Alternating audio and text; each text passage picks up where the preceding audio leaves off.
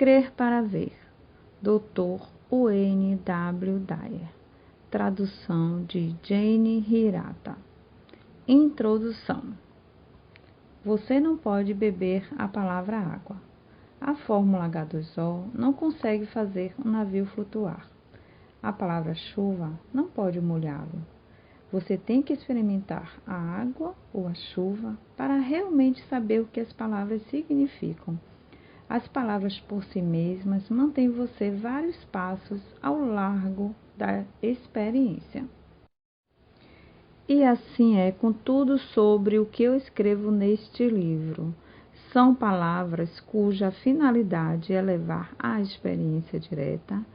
Se o que eu escrevo soar verdadeiro, é muito provável que se apodere das ideias aqui apresentadas e crie sua própria experiência.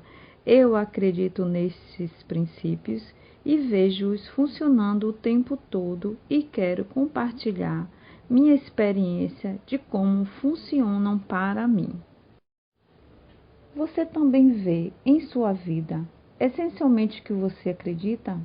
Se, por exemplo, você acredita fortemente em escassez, pensa nisso regularmente e faz disso o centro de suas conversas, tenho quase certeza de que vê muito disso em sua vida. Por outro lado, se acredita em felicidade e fartura, só pensa nelas, fala delas com outras pessoas e age de acordo com sua crença nelas, posso apostar que você irá ver aquilo em que acredita. Oliver Wendell Holmes disse uma vez: a mente do homem, estendida a uma nova ideia, nunca volta à dimensão original.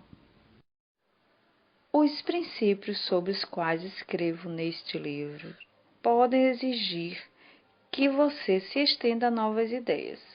Caso você se apodere destas palavras e as aplique à sua vida, sentirá as marcas da dilatação de sua mente e você nunca mais voltará a ser o que era antes. O objeto dos dois verbos do título deste livro se refere ao que poderia ser denominado transformação pessoal. Esta transformação vem do conhecimento do fundo do seu ser de que cada e todo ser humano é muito mais do que um corpo físico e de que a essência do ser humano inclui a habilidade de pensar, de possuir uma consciência superior e de saber que existe uma inteligência emanando de toda forma no universo.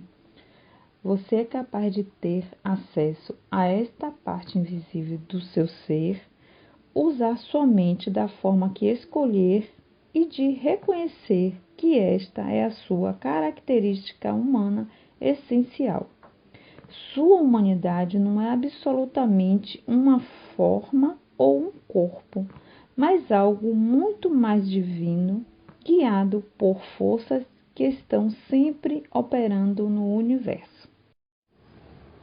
Os princípios neste livro partem da premissa de que você é uma alma com um corpo em vez de um corpo com uma alma, de que você não é um ser humano vivendo uma experiência espiritual, mas um ser espiritual vivendo uma experiência humana. Ilustrei estes princípios com muitas experiências que são parte da minha própria jornada de transformação pessoal, a fim de trazer até você as mensagens essenciais.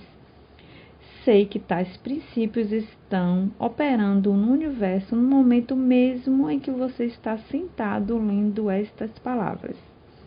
Estão operando independentemente de sua opinião a respeito deles, exatamente como os princípios da digestão e da circulação pulmonar estão atuando dentro de você neste instante sem a sua ajuda.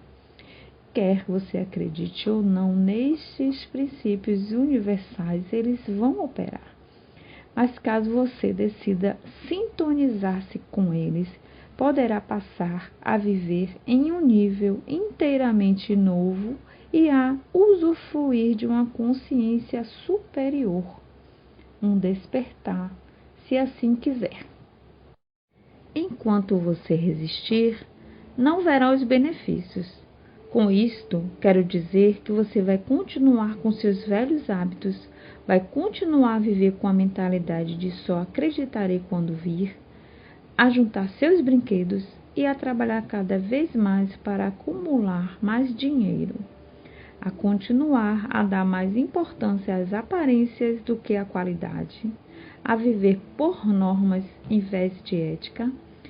Se você está apenas hesitando, então apegue-se ao que lhe é familiar, até não conseguir mais resistir, porque a jornada do despertar transformacional não tem volta.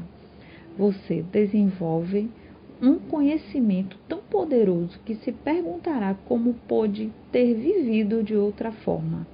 A vida redescoberta começa a dominá-lo e, então, você simplesmente compreende que está no caminho certo e nem sequer ouve os protestos daqueles que escolheram algo inteiramente diferente para si mesmos. Nunca pensei que eu necessitasse mudar. Não tinha nenhuma intenção de mudar meus velhos hábitos ou um conjunto de metas para melhorar alguma coisa em minha vida. Tinha confiança em que a minha vida corria da forma que eu queria. Era extremamente bem-sucedido no aspecto profissional e nada parecia estar me faltando. Entretanto, sofri uma transformação radical que acrescentou um brilho especial a cada um dos meus dias e com o qual eu nem sonhava poucos anos atrás. Nasci em 1940, o mais novo de 3 filhos, todos com menos de 4 anos de idade. Meu pai, que nunca mais vi, abandonou a família quando eu tinha 2 anos. Ao que se sabe, era um desordeiro que fugiu do trabalho honesto, bebia em excesso, maltratava fisicamente minha mãe, tinha problemas com as leis e passou algum tempo na prisão. Minha mãe trabalhava como vendedora de doces num bazar ao lado leste de Detroit e seus poucos rendimentos de $17 mal cobriam suas despesas de transporte e de babá para ficar com os filhos. Na época, não havia nenhum tipo de auxílio para dependentes ou seguro social. Passei grande parte de minha infância em lares adotivos, onde minha mãe me visitava sempre que possível. Tudo o que sabia a respeito de meu pai era o que ouvia dos outros, particularmente dos meus 2 irmãos. Imaginava uma pessoa violenta, insensível, que não queria saber de mim nem dos meus irmãos. Quanto mais ouvia, mais odiava. Quanto mais odiava, com mais raiva ficava. Minha raiva transformou-se em curiosidade, e eu sonhava sempre em encontrar meu pai e confrontá-lo diretamente. Passei a ter fixação no meu ódio e no meu desejo de encontrar aquele homem e obter as respostas em primeira mão. Ao fim de 1949, minha mãe já se casara novamente e reunira a nossa família.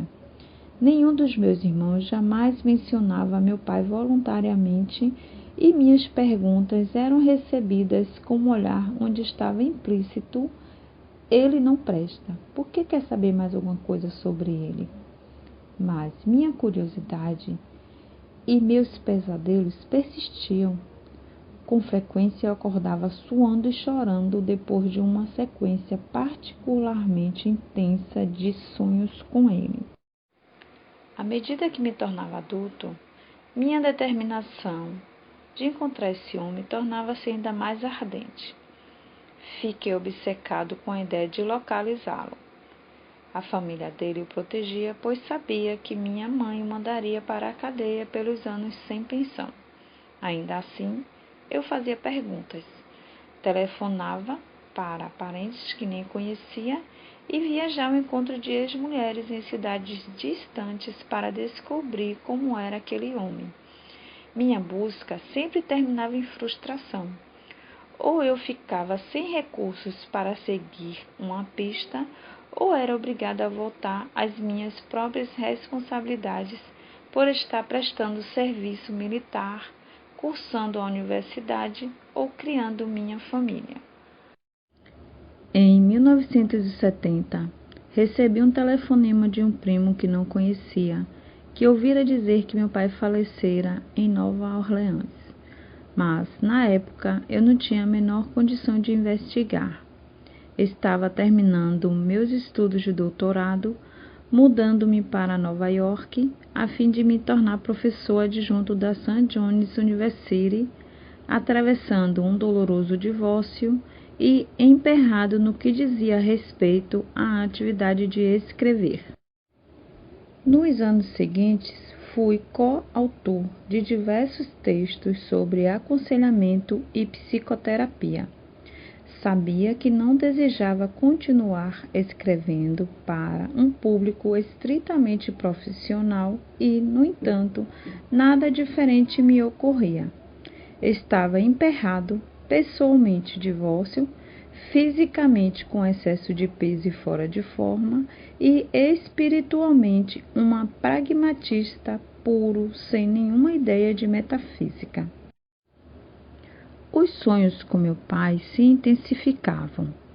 Eu costumava acordar com um acesso de raiva, depois sonhar que o espancava enquanto ele sorria para mim. Foi então que cheguei a um ponto decisivo em minha vida.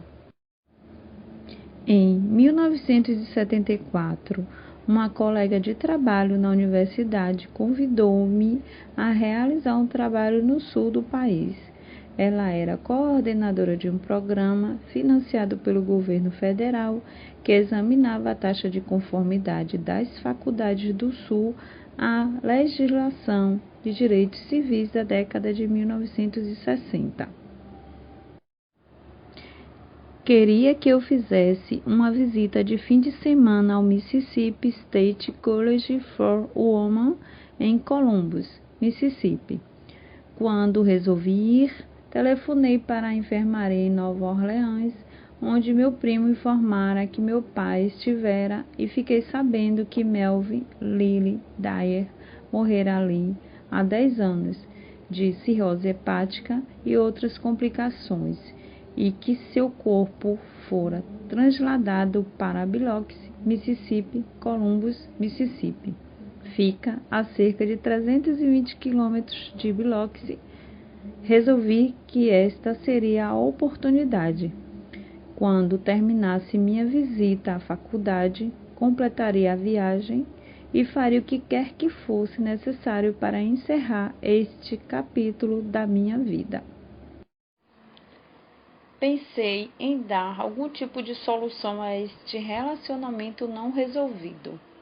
Estava curioso para saber se meu pai dissera aos funcionários do hospital que tinha 3 filhos e se nossos nomes estariam no atestado de óbito. Tentei falar com amigos seus em Biloxi para saber se alguma vez mencionara nossa existência.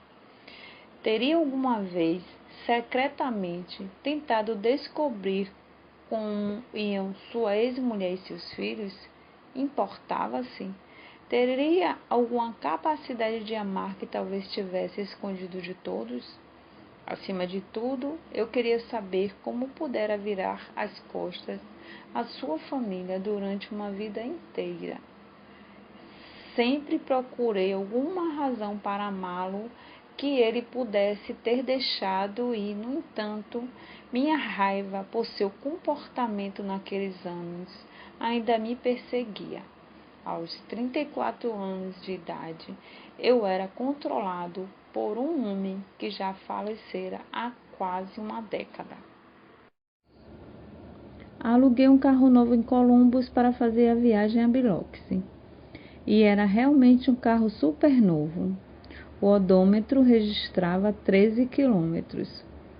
Quando me ajeitei atrás do volante, estendi a mão para o cinto de segurança e descobri que faltava a parte da direita. Saí do carro, levantei o banco e lá estava o cinto, pregado no chão do carro com fita adesiva, a fivela enrolada na embalagem plástica e um elástico em volta da embalagem. Quando arranquei a fita e o plástico, encontrei um cartão de visita enfiado dentro da fivela.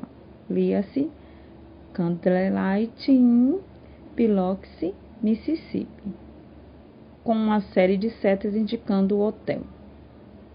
Achei estranho, já que o carro não fora usado até eu alugá-lo, mas enfiei o cartão no bolso da camisa. Cheguei nos arredores de Biloxi às 16h50 na sexta-feira e entrei no primeiro posto de gasolina que vi para telefonar aos cemitérios em Biloxi. Havia 3 na lista, e depois de um sinal de ocupado no primeiro e de ninguém atender no segundo, liguei para o terceiro e que menos chamava a atenção. Em resposta à minha pergunta, uma voz masculina que parecia pertencer a alguém idoso disse que iria verificar se meu pai for enterrado lá. Demorou pelo menos 10 minutos e justamente quando eu já estava prestes a desistir e esperar até amanhã de segunda-feira para prosseguir a pesquisa, voltou com as palavras que terminariam a jornada de uma vida inteira. Sim, seu pai está enterrado aqui, disse e me forneceu a data em que dera entrada. Meu coração batia forte com a emoção deste importante momento. Perguntei-lhe se estaria tudo bem se eu visitasse a sepultura imediatamente. Sim, sem dúvida. Se colocar a corrente na entrada quando sair, pode vir agora mesmo, disse ele. Antes que eu perguntasse o local, ele continuou. Seu pai está enterrado ao lado do terreno da Candlelight Inn. Pergunte a alguém do posto como chegar lá. Tremendo, enfiei a mão no bolso da camisa e olhei o cartão de visita com as setas. Eu estava a 3 quarteirões do cemitério. Quando finalmente parei diante da placa no chão, Melvin Lily Dyer, fiquei paralisado. Durante as 2 horas e meia seguintes, conversei com meu pai pela primeira vez. Chorei alto, abstraído do mundo à minha volta. E falei em voz alta, exigindo resposta de uma sepultura. Com o passar das horas, comecei a sentir uma profunda sensação de alívio e fiquei muito tranquilo. A calma era irresistível. Tinha quase certeza de que meu pai estava ali comigo. Não estava mais conversando com uma lápide, mas estava de alguma forma na presença de alguma coisa que não consegui e ainda não consigo explicar.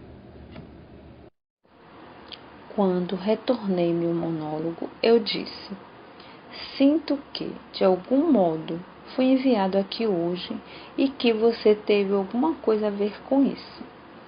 Não sei qual o seu papel, ou mesmo se você tem um papel, mas tenho certeza de que chegou a hora de abandonar esta raiva e este ódio que venho carregando comigo tão dolorosamente há tanto tempo. Quero que saiba que a partir deste momento, agora, tudo isso acabou. Eu o perdoo.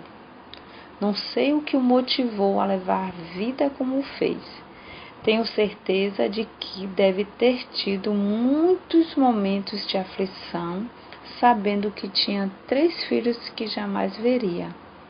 O que quer que se passasse no seu íntimo, quero que saiba que eu já não posso alimentar pensamentos de ódio em relação a você.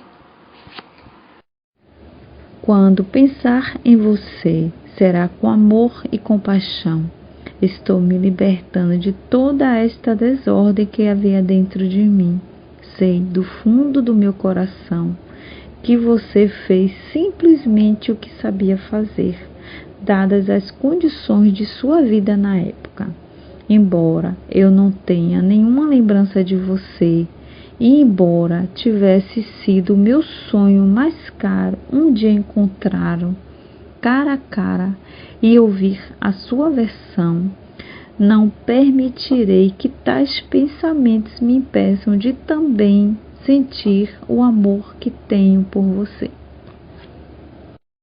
Parado diante da sepultura solitária no sul de Mississippi, eu disse coisas das quais nunca me esqueci, porque significavam o modo como eu conduziria a minha vida dali para frente. Envio-lhe amor, sinceramente envio-lhe amor. Era um momento puro e honesto. Experimentei o sentimento do perdão para com o homem que era meu pai e para com a criança que eu fora e que queria conhecê-lo e amá-lo. Senti uma espécie de paz e de purificação inteiramente novas para mim. Embora não tivesse consciência disso na época, este simples ato de perdão foi o começo de um nível de experiência de vida totalmente novo para mim. Eu estava no limiar de um estágio de minha vida que iria abarcar mundos com os quais eu nem sonhava naquela época.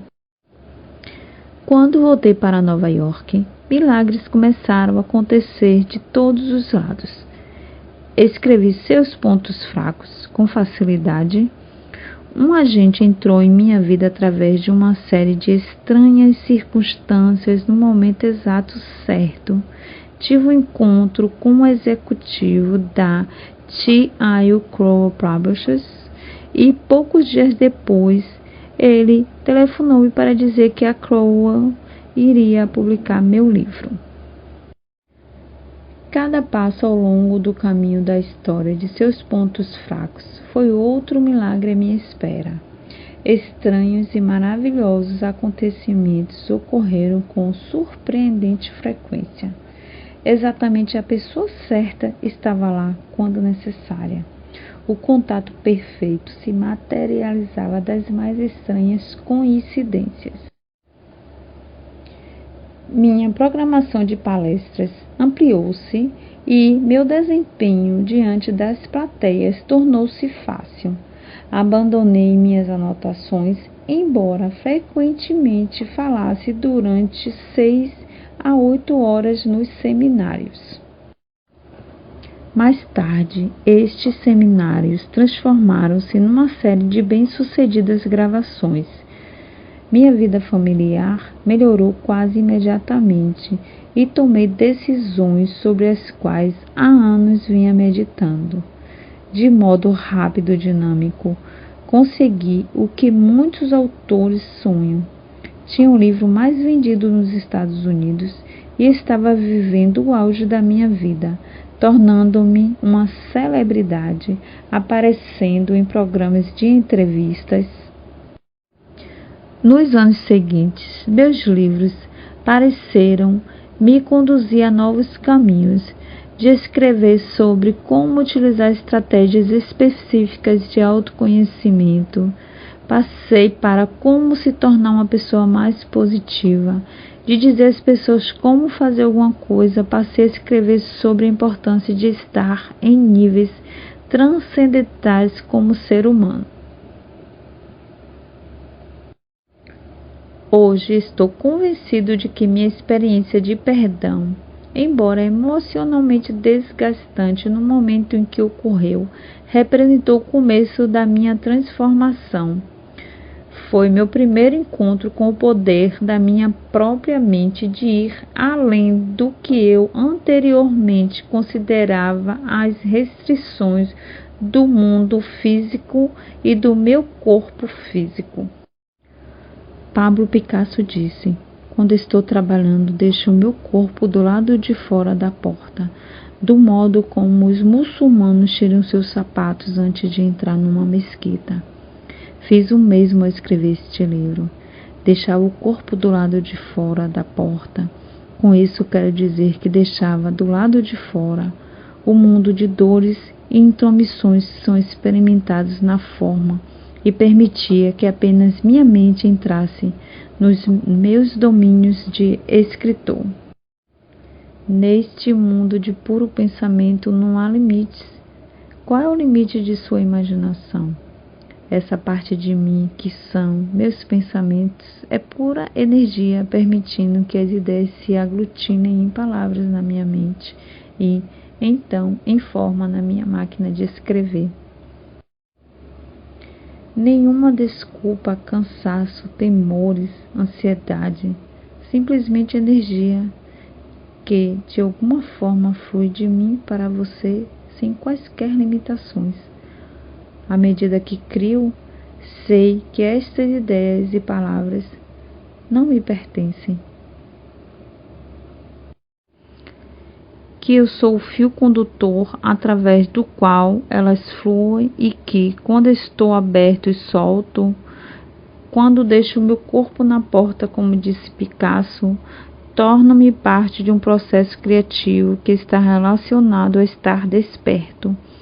Este processo do despertar e as recompensas que advêm em ser mordido pela mosca da transformação são precisamente o assunto deste livro. Para iniciar o processo do despertar, você deve estar muito familiarizado com o conceito de paradoxo. Por quê? Porque você é um grande paradoxo ambulante, falante e respirante em todos os momentos de sua vida. Simplesmente é assim que são as coisas.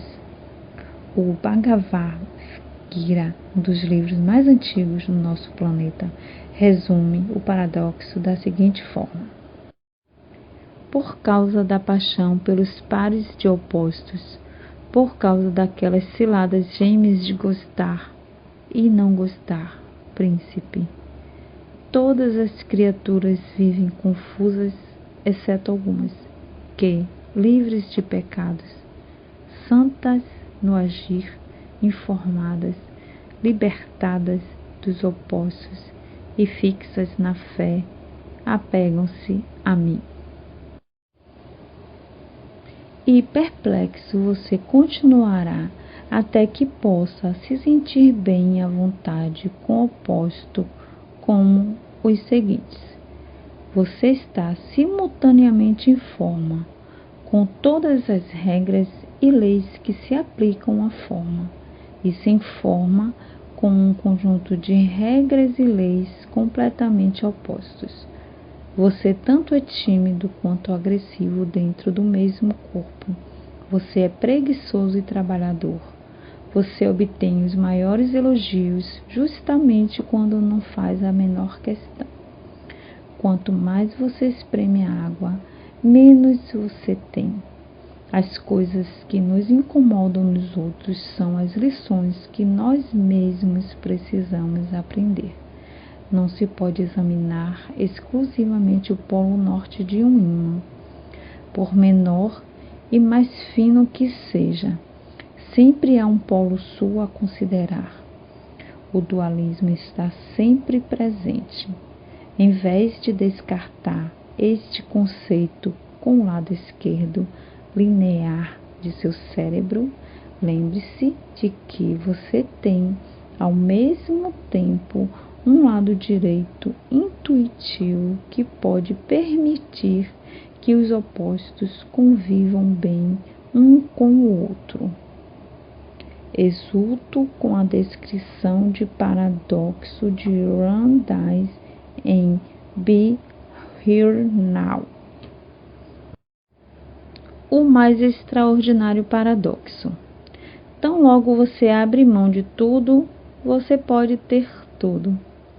Quando quer o poder, você não pode obtê-lo. A partir do instante em que não deseja o poder, você passa a ter mais do que imaginava que fosse possível. Até você estar prazerosamente à vontade com este conceito e até aferrar-se à sua própria condição de estar em forma e sem forma ao mesmo tempo, você estará lutando com esse paradoxo. Após ouvir minhas gravações sobre transformação, uma mulher me escreveu: puxa, esse material realmente funciona quando você o absorve sinceramente. Eu não poderia dizer mais do que isso, mas William James, escrevendo nos idos de 1926, coloca assim a questão. Os limites mais longínquos do nosso ser mergulham, parece-me, em outra dimensão de existência inteiramente à parte do mundo visível. Chame-a de região mística ou de região sobrenatural.